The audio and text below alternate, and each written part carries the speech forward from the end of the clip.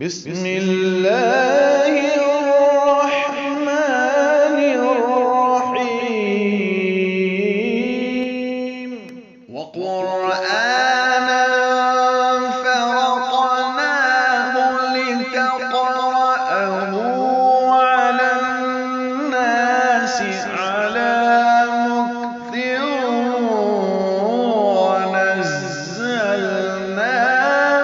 تنزيلا. أعوذ بالله من الشيطان الرجيم. بسم الله الرحمن الرحيم.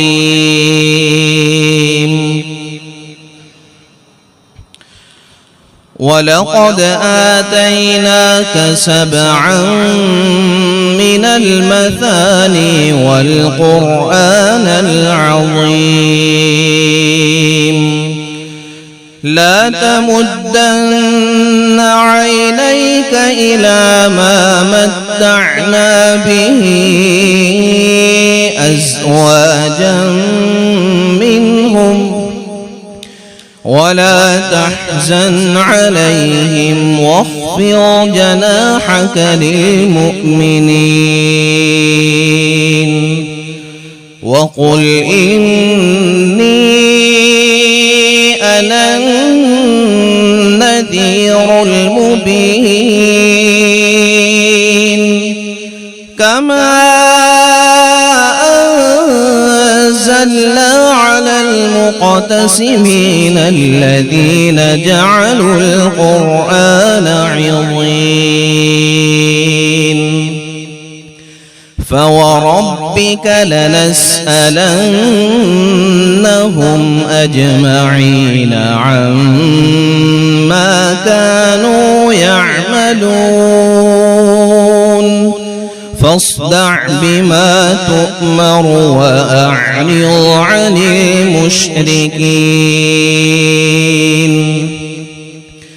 إنا كفيناك المستهزئين الذين يجعلون مع الله إلها آخر فسوف يعلمون. ولقد نعلم أنك يضيق صدرك بما يقولون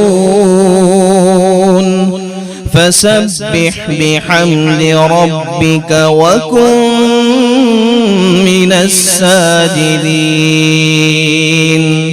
واعبد ربك حتى يأتيك اليقين.